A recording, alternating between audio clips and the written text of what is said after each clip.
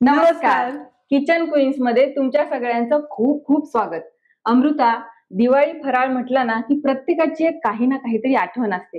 तशीच माझी पण आहे. फराळामध्ये माझ्या आईने केलेल्या हरभरा डाळीच्या लाडूची चव अप्रतिम. अरे वा, हरभरा डाळ म्हणजे तुला बेसन लाडू म्हणायचंय का? नाही नाही, बेसन लाडू नाही, हरभरा डाळीचे लाडू. कसं आहे ना, करायची पद्धत बदलली की त्या पदार्थाची चवही बदलते. अगदी खरंय. माझ्या आईच्या हातच्या हरभरा डाळीच्या लाडूची चव आहे जगात भारी. चला तर मग करूयात घरच्या घरी. आपण कढई तापत ठेवलेली आहे आणि त्यासाठी आपण साधारण 250 ग्रॅम हरभरा डाळ घेतलेली आहे आणि एका ग्लासनी ग्लासभर आपण डाळ घेतलेली आहे. ग्लासभर डाळ म्हणजे हे प्रमाण आपण ग्लासाने घेतोय?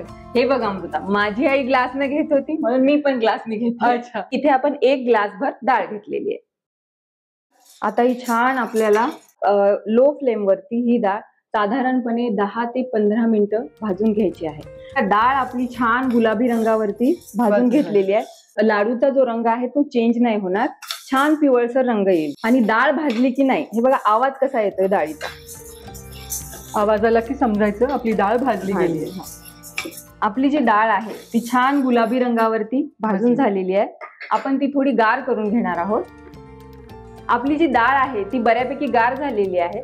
आता आपण काय करणार आहोत ना, मिक्सरला बारीक करून घेणार आहोत, दळून घेणार आहोत छानपैकी.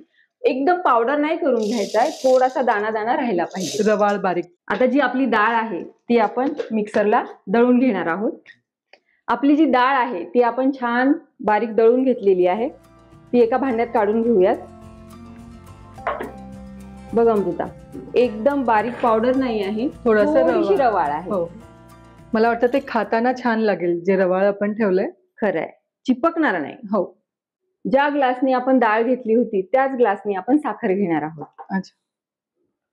मला अमृता थोडंसं गोड कमी हवंय म्हणून मी साखर थोडी कमी घेतीये. म्हणजे साखरेचं प्रमाण आपण कमी जास्त करू शकतो आपल्या गोडीनुसार.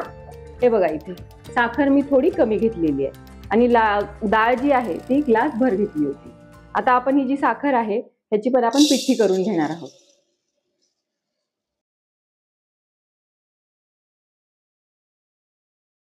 आपल्या साखरेची आपण पिठी करून घेतलेली आहे. आता आपण ही जी साखर आहे ती या डाळीमध्ये मिक्स करणार आहोत. आपली डाळही बारीक करून झाली आहे, आपण साखरेची पिठी पण केली आहे. आता आपण काय करणार आहोत, हे छान घरचं साजूक तूप आहे ते आपण काय करू, पातळ करून घेऊया. ओके.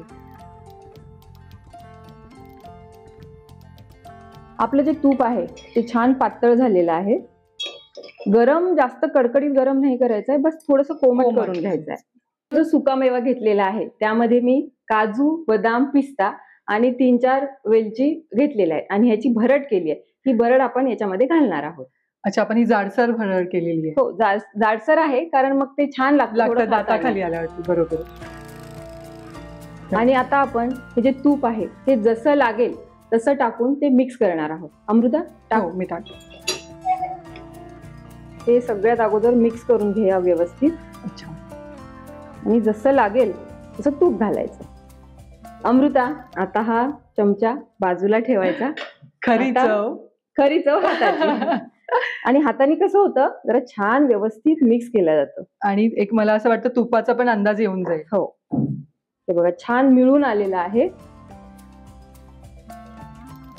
आणि डाळ व्यवस्थित भाजली गेली ना की रंग असा सुंदर आलाय. हो, अगदी छान आलाय.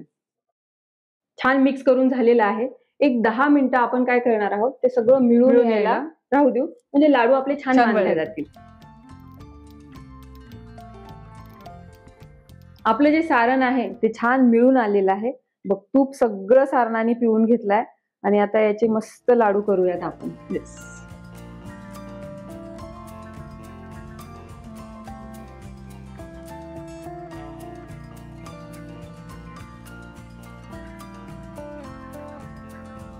खूपच छान दिसतात. आणि अमृता, आपला जो हा लाडू आहे ना फार गुणी आहे.